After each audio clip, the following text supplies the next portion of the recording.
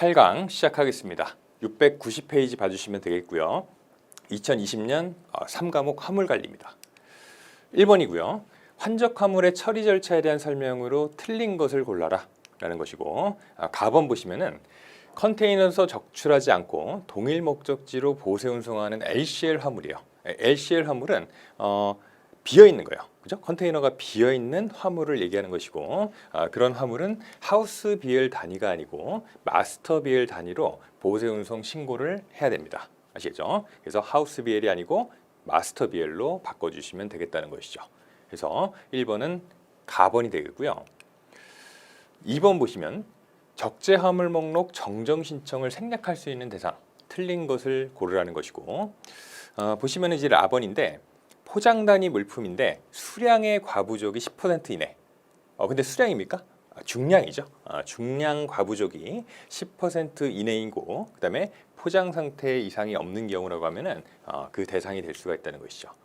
그래서 라번이 정답이 되겠습니다.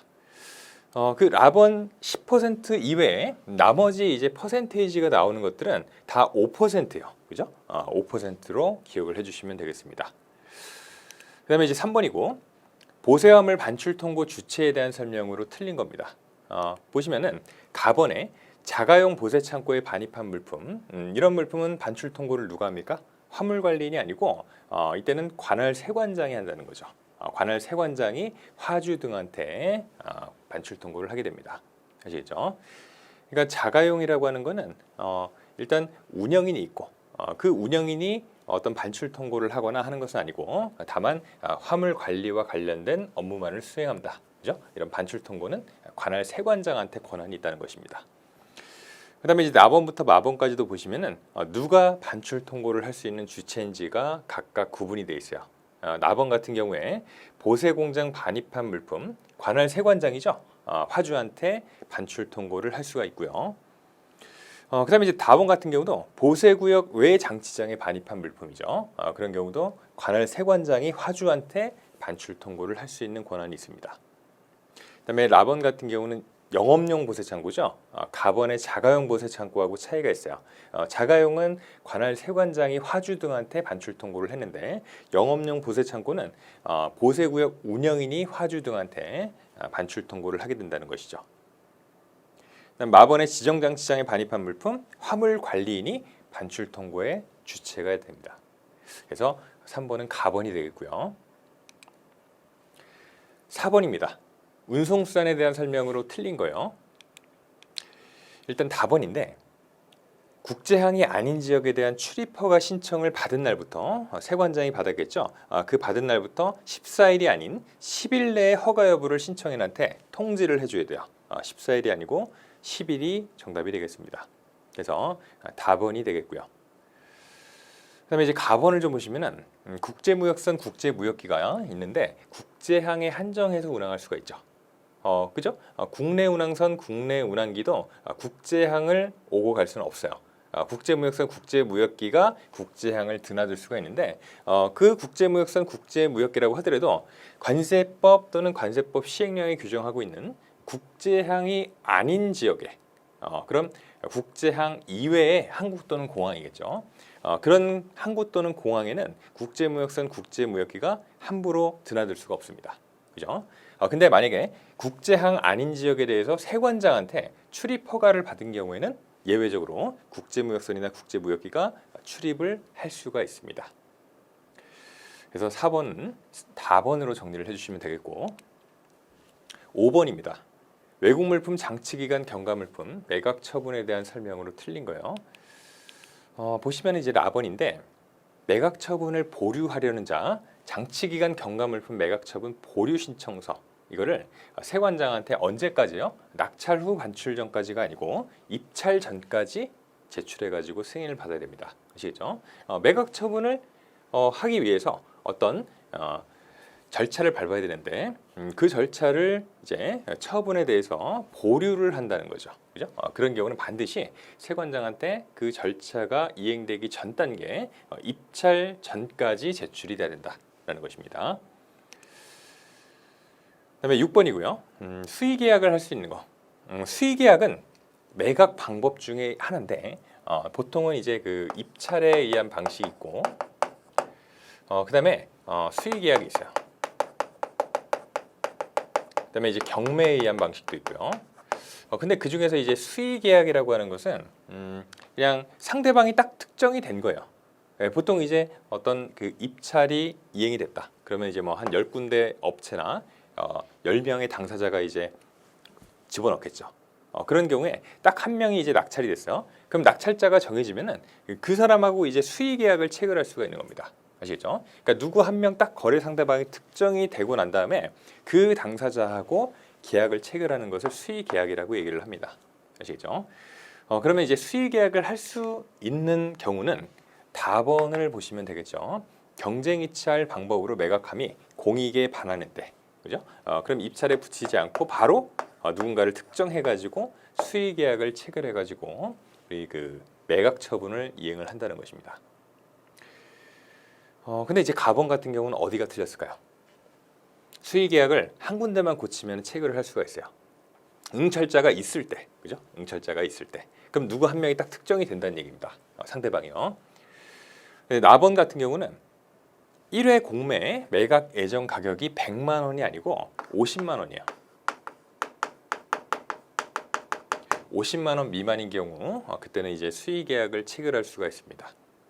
그다음에 나번 같은 경우는 공매 절차가 종료된 물품을 국고기석 예정 통고 후에 아니죠. 예정 통고 전이에요. 그죠? 예정 통고 전에 최종 예정 가격 이상으로 매수하려는 자가 있을 때, 그러니까 무조건 높은 가격을 제시하는 사람이 나타나면은 그 사람하고 그냥 수의 계약을 체결하는 거예요. 그죠? 왜냐면은 국가기관 세관장도 당연히 가격을 후하게 쳐가지고 그죠? 자기가 이제 가장 높은 가격에 살려는 사람한테 물건을 팔고 싶겠죠. 그래서 그 최종 예정 가격 이상으로 매수하려는 자가 있을 때, 언제까지? 국고기석 예정 통고 전까지요. 마번 보시면 부패 등의 우려 물품으로서 5일 내에 매각되지 않으면 상품 가치가 저하될 우려가 있을 때, 이런 경우는 이제 즉시 매각되지 않으면 상품 가치가 저하될 우려가 있을 때, 그때는 수의 계약을 체결할 수 있다. 되게 긴급한 경우예요. 그러니까 결국에는 이제 매각 대상 물품도 누군가가 매수인이 있어야 비로소 이제 매각이 될 텐데, 바로 이제 팔아버리지 않으면 상품 가치가 확 떨어질 우려가 있는 그런 물품의 경우는 즉시 매각되지 않으면 상품 가치가 저하될 우려가 있을 때, 그죠? 그런 경우로 봐가지고 수의 계약을 체결할 수가 있게 된다는 것입니다. 그죠? 5일까지 기다려줄 여유가 없어요.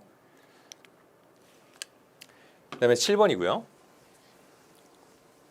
물품 검사에 대한 설명으로 틀린 겁니다. 보시면 이제 마번인데 개장 검사를 했는데 이상 화물이 발견됐어요. 그러면 그 이상 여부를 인지한 부서에서 즉시 다른 부서로 넘길 게 아니고 자기네가 자체적으로 어떤 그 조사나 처분을 할 수가 있다는 겁니다. 아시겠죠?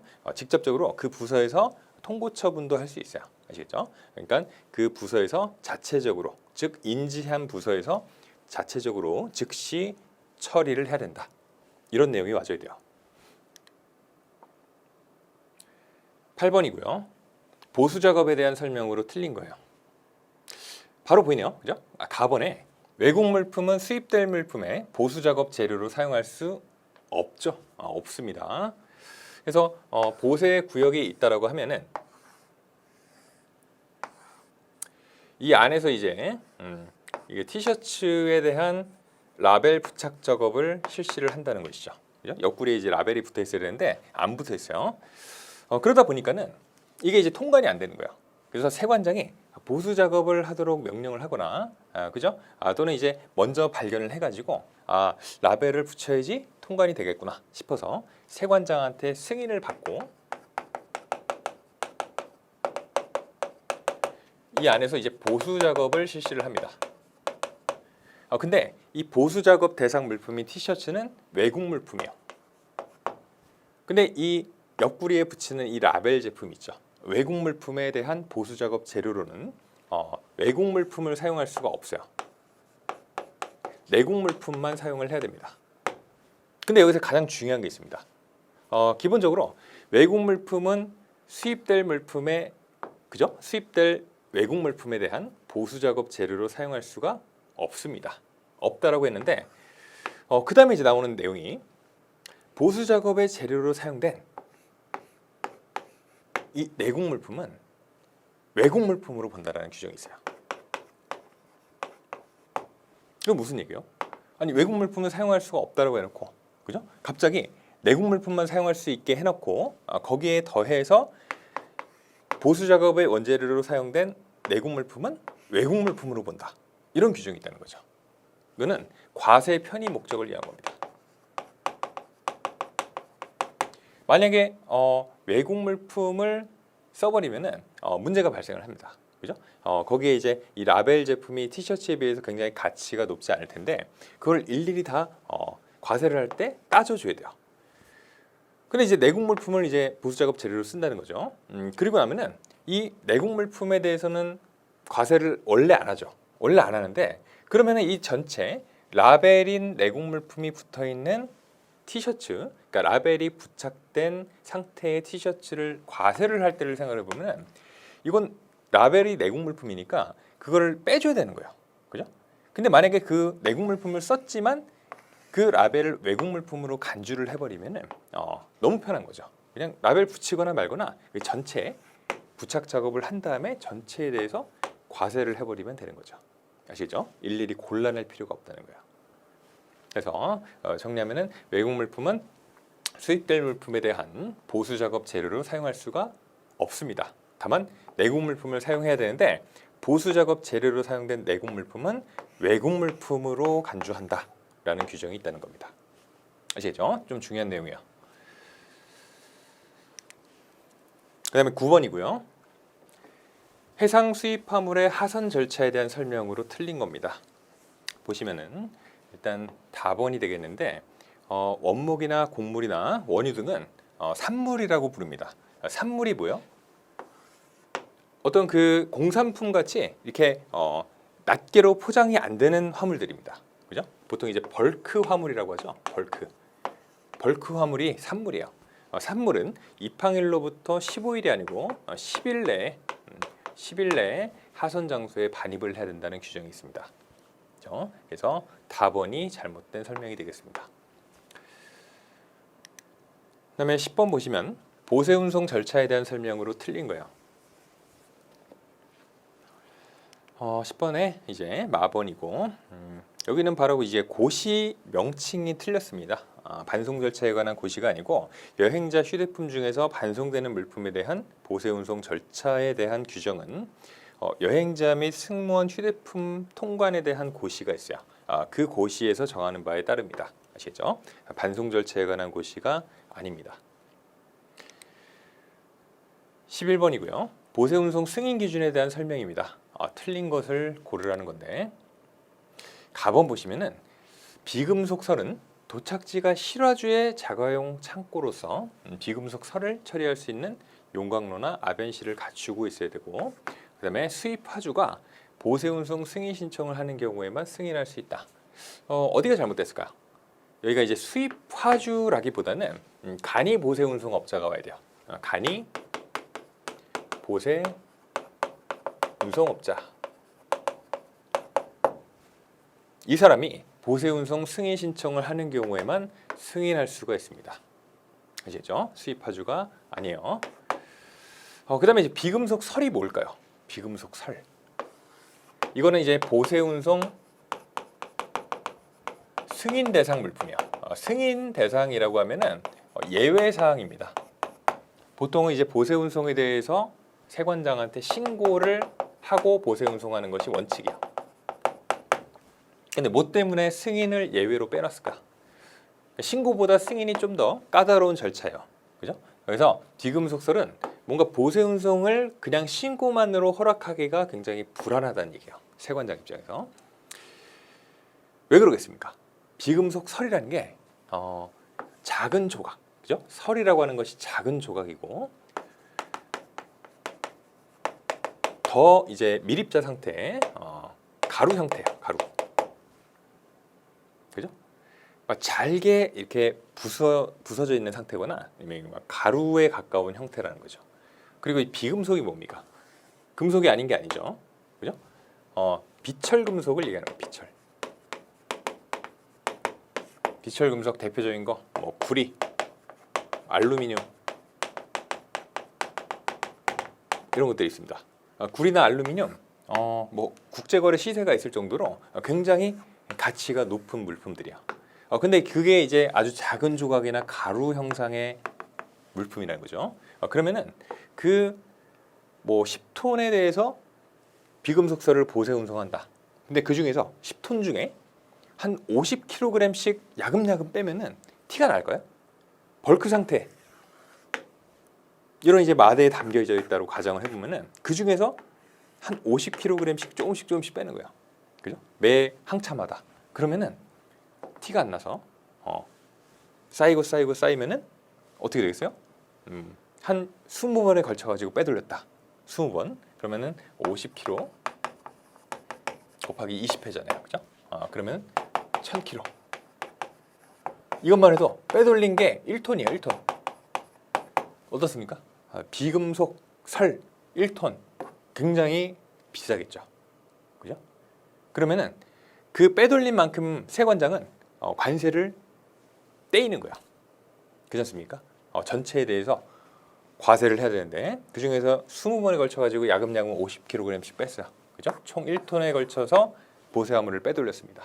그러면 이제 세관장 입장에서는 굉장히 억울한 타이밍이 되는 것이죠. 아시겠죠? 그래서 예외적으로 비금속 설 같은 빼돌리기 쉬운 제품, 그죠? 그다음에 이제 부피가 작고 고가인 물품 같은 것들 있죠. 그런 것들은 승인 대상으로 규정을 하고 있습니다. 그다음에 12번이고요. 보세화물 관리 감독에 대한 설명으로 틀린 거예요. 일단 내용을 봤더니 가번이네요. 그죠? 가번 같은 경우에 수입신고 수리물품 반출 의무 보세구역에 장치된 수입화물은 수입신고 수리일부터 15일 내에 보세구역에서 반출을 해야 된다. 이를 위반한 경우에는 해당 보세구역 운영인한테 과태료가 부과된다. 이 내용을 위반하면은 의무사항을 위반했을 때 보세구역 운영인한테 과태료를 부과하나요? 수입화주한테요. 수입화주. 그죠? 화주한테 반출 의무가 있는 거예요. 수입신고 수리물품을 그 보세구역에 일정 기간 동안은 한 며칠 정도는 장치 보관을 할 수가 있는데 통관 절차가 완료가 되면 즉 수입신고가 수리가 되면은 반드시 수입신고 수리일부터 15일 내에 그 보세구역으로부터 물품을 반출을 시켜줘야 됩니다. 그죠? 그래야 이제 다른 보세 화물이 들어올 수가 있어요. 아시겠죠? 그러니까 원활한 보세구역 물류 흐름을 방해하는 어떤 행위도 허용이 안 되고 있습니다. 그죠? 딱딱딱 시간이 일정 기간 동안만 주어지고 그 기한이 지나게 되면은 보세구역으로부터 반출을 해야 돼요. 그 반출 의무가 운영인한테 있는 것이 아니고 수입 화주한테 있다는 겁니다. 그다음에 13번이고요. 화물 운송 주선업자 등록 유효기간에 대한 설명으로 맞는 것을 고르면은 일단 3년입니다. 화물 운송 주선업자가 누구요? 포워더죠.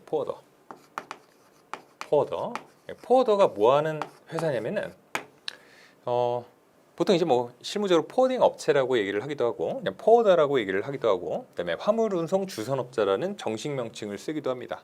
근데 이제 너무 기니까 보통 이제 포워더라고 얘기를 하죠. 포워더는 화주하고 선사 사이에서 뭘 해요? 화주는 자기 물건을 언제 어느 때 미국으로 출발하는 배에다가 싣고 싶어요. 그죠? 자기 물건을 수출을 내보낼 때. 그러면은 배편을 알아봐야겠죠. 근데 배편을 알아보기가 굉장히 번거로운 일이라는 거예요. 그럼 그 중간에서 그 업무를 대신 수행해주는 회사가 있는 거예요. 그 역할을 이제 포워더가 한다고요. 아시겠죠? 그러니까 화물 운송을 중간에서 주선해주는 업자예요. 업자. 그죠? 사업자라는 얘기입니다. 그리고 반대로도 선사를 대신해가지고 선사 같은 경우는 이제 그 국제무역선 국제무역기를 계속 이제 왔다 갔다 해야 될 거 아닙니까? 그래서 이제 그 운임 같은 걸 받아가지고 이제 사업을 영위를 하겠죠. 그러다 보면은 한 번 나갈 때 또는 한 번 들어올 때 그 배나 항공기를 꽉꽉 채워가지고 들어가거나 나가고 싶어 할 거야. 그죠? 그러니까 빈 공간이 없도록 치밀하게 계획을 짜가지고 화주를 수배해 주는 거야. 선사를 대신해서 또는 항공사를 대신해서 그 역할을 이제 중간에서 포워더가 한다는 얘기입니다. 그러니까 굉장히 좋겠죠. 중간에서 이제 화주한테도 대신 업무를 수행해주고 수수료를 받고 선사를 또는 항공사를 대신해서 중간에서 일해주고 수수료 받고, 그죠? 그러니까 뭐 중개인하고 비슷하다고 보시면 돼요. 근데 이제 포워딩 업체 포워더를 이제 그 설립을 하려면은 뭐 자본금이 상당히 좀 필요합니다. 그죠? 보통 뭐 6억 원 정도 이렇게 요구를 하기도 하고. 어쨌든 그 화물운송 주선업자 등록 유효 기간은 3년으로 규정이 되어 있습니다. 그래서 13번은 답번이 되겠어요. 그다음에 14번이고요. 보세구역에 반입되는 물품 중에서 장치기간 규정을 적용받지 않는 물품. 보시면 이제 나번의 검역 물품이요. 검역 물품은 보세구역에 반입되는 물품 중에서 장치기간 규정을 적용받지 않습니다. 보통 이제 여행자 휴대품 또는 승무원 휴대품으로서 유치나 예치된 물품 또는 습득물은 1개월의 장치기간의 규정을 적용받습니다. 아시겠죠? 참고적으로 알아두시면 좋을 것 같고. 그다음에 이제 15번 보시면은 세관장이 국고기석 조치를 보류할 수 있는 물품이 아닌 거. 가만 생각해 보시면은 국고기석은 정말 최후의 보루예요. 최후의. 가급적이면 자기 물건을 이제 찾아가라고 계속적으로 통보를 해주고 하는데 그럼에도 불구하고 일정 기간 동안 안 찾아가면은 어쩔 수 없이 그걸 이제 나라 걸로 만드는 거야. 아시죠? 나라 걸로 만든다. 그게 바로 이제 국고 귀속인데 근데 이제 최후의 보루인데 그 최후의 보루를 하기 전에 보류할 수 있는 대상 물품이 있다는 것이죠. 그죠? 그 물품이 아닌 거. 일단 나번이요. 폐기나 반송 대상 물품. 그죠?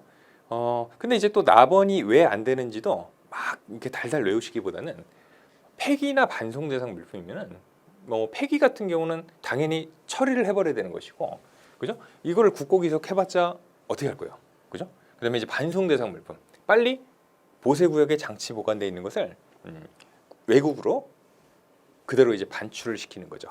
세관 반송 신고를 이행한 다음에 바로 반출을 시켜버려야 되는 거기 때문에 국고기속을 할 수는 없겠다는 거죠. 그래서 나번이 정답이 되겠습니다. 반면에 이제 국가기관에서 수입하는 물품, 그다음에 관세법 위반으로 조사 중인 물품, 그다음에 뭐 특수용도에만 한정되어 있는 물품으로서 국고기속 조치 후에도 공매 낙찰 가능성이 없는 거, 이런 것들은 어쩔 수 없이 최후의 수단을 쓸 수밖에 없다는 것입니다. 그다음에 16번이고요. 해상 수입 화물의 하선 장소 물품 반입에 대한 설명으로 틀린 것을 고르라는 것이고, 가번이고요. LCL 화물을, 그러니까 공간이 비어 있는 컨테이너 화물을 얘기하는 겁니다. 아시죠? LCL 화물을 하선 장소의 CFS 내에서 컨테이너 적출 및 반입 작업을 하려고 하는 경우 컨테이너의 내장 화물 적출 사실을 세관장한테 신고하여 마스터 비일 단위. 근데 마스터 비일 단위가 아니고 이때는 하우스 비일 단위입니다. 아시겠죠? 마스터 비일이라고 하는 것은 선사 또는 항공사가 발행하는 거야. 주로 이제 선사라고 보시면 되겠고요. 하우스 비엘은요, 이 마스터 비엘을 근거로 해가지고 화물운송 주선업자 포워더가 발행하는 서류입니다. 그죠? 운송 서류요. 그래서 이렇게 구분을 해주시면 되겠다는 거죠. 그죠? 이때는 가번 같은 경우는 마스터 비엘 선사가 발행한 것이 아니고 화물운송 주선업자가 발행한 하우스 비엘 단위로 물품 반입 신고를 해줘야 된다라는 것입니다. 그다음에 17번이에요. 항공사가 공항 내 현도장 보세구역을 하기 장소로 결정하는 물품이 아닌 거. 일단 현도장이라고 하는 것은 그냥 이제 작업장이라고 생각을 하시면 되겠어요. 그런 물품이 아닌 거를 보시면 화물의 관리자가 즉시 반출을 요구하는 물품, 그죠? 즉시 반출을 요구하는 물품. 이거는 해당 사항이 없습니다. 아시겠죠? 나머지 이제 가번, 다번, 라번, 마번은 분명히 항공사가 공항 내 현도장 보세구역을 하기 장소로 결정하는 물품으로 규정이 되어 있습니다. 18번이고요. 적재 화물 목록 정정 신청 기간과 관련해서 괄호 안에 들어갈 내용으로 맞는 거.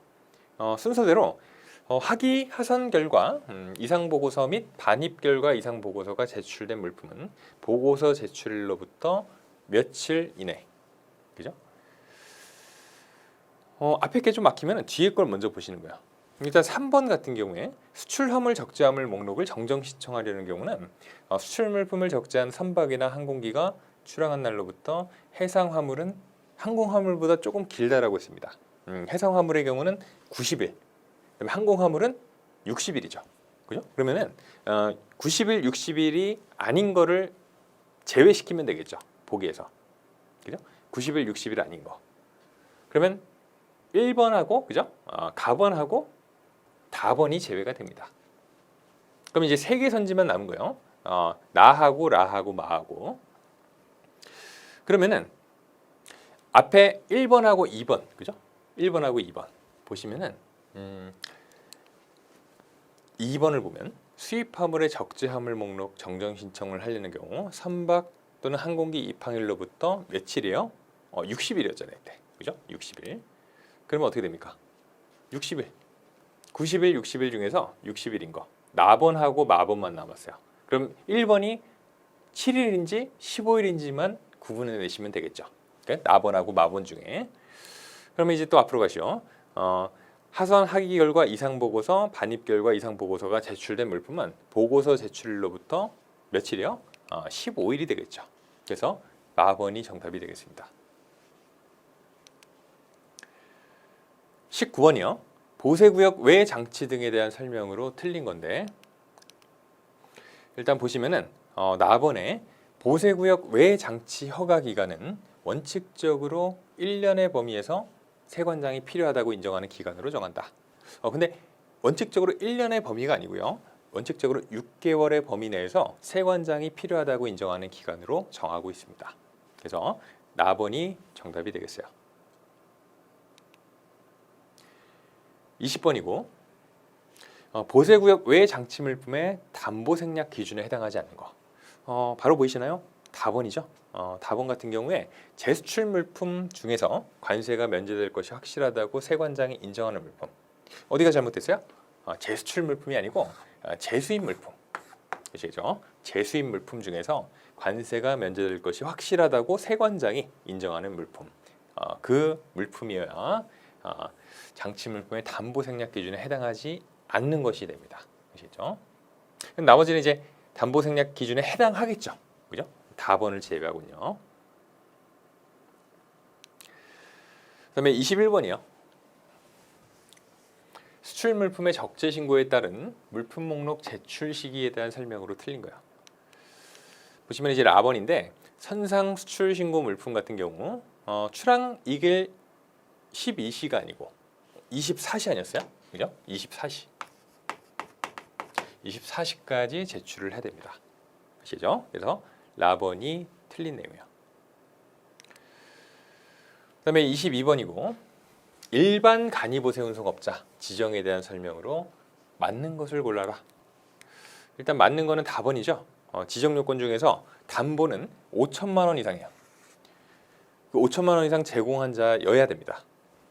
근데 이제 나머지 내용은 좀 틀린 부분이 있어요. 지정 요건 중에서 자본금은 어때요? 자본금 1억 원이죠. 5천만 원이 아니고 1억 원이요. 그다음에 나번에 지정 요건 중에서 법규 수행 능력 평가는 직전 A등급 이상이에요. 직전 B등급 이상이에요. 그죠? B등급 이상이다. 그다음에 라번에 지정 기간은 2년으로 합니까? 3년이죠. 3년입니다.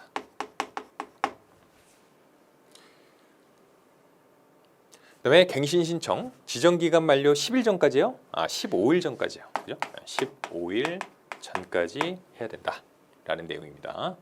그래서 22번에 다번이 맞고 나머지 가나 라 마의 경우에 어떤 부분이 틀렸는지를 한번 여러분들이 정리를 하고 넘어가시면 좋을 것 같습니다. 그다음에 23번이고요. 체화 물품의 폐기 비용하고 대집행 등에 대한 설명으로 틀린 겁니다. 일단 보시면은 마번인데 행정대집행법에 따라 비용 납부 명령서를 받은 자가 납기 내에 납부하지 않으면 행정절차법에 따라 징수한다.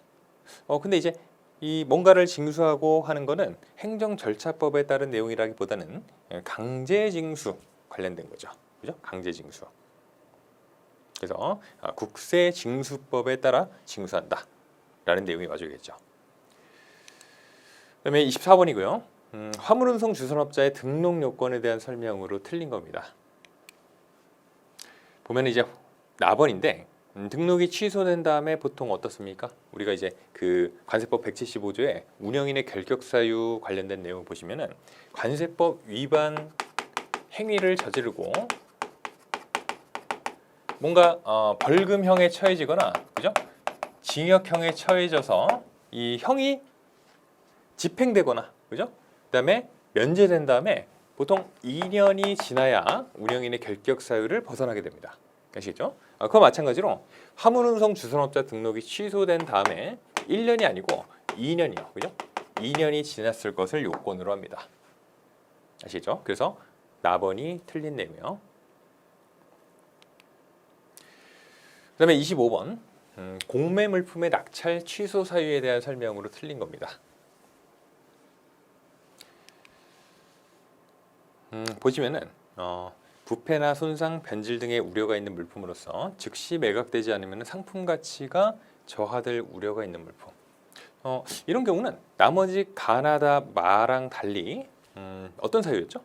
수의 계약을 체결할 수 있는 사유에 해당이 되지 않았습니까? 그죠? 그래서 납원은 공매 물품의 낙찰 취소 사유에 대한 설명으로 틀린 거예요. 낙찰 취소라는 게 뭡니까? 제가 가장 좋은 가격으로 사겠습니다. 그 사람이 나타났어요. 근데 그 사람이 뭔가 이제 약속을 지키지 않은 상황입니다. 갑원 것처럼 갑원 낙찰자가 지정된 기일까지 대금 잔액을 납입하지 않았습니다. 반드시 납입을 해줘야겠죠. 절차에 따라서. 그다음에 납원에 특별한 사유 없이 공매 조건을 낙찰자가 이행하지 않았어요. 그죠? 약속을 지키지 않았습니다. 그다음에 공매 낙찰 전에 그 물품이 수출되거나 반송되거나 수입 신고가 수리가 됐습니다. 그것도 역시 이런 절차와 관련돼 가지고 더 이상 어떻게 진행을 할 수가 없는 상황이 초래가 된 거예요. 그다음에 착오로 인해서 예정 가격이나 공매 조건 등의 결정에 중대하고 명백한 하자가 있을 때 그때도 낙찰 취소 사유에 해당이 된다는 것이죠. 그래서 납원만 틀린 내용이요. 그래서 우리 8강 여기까지 살펴보셨고요. 여러분 수고하셨습니다. 감사합니다.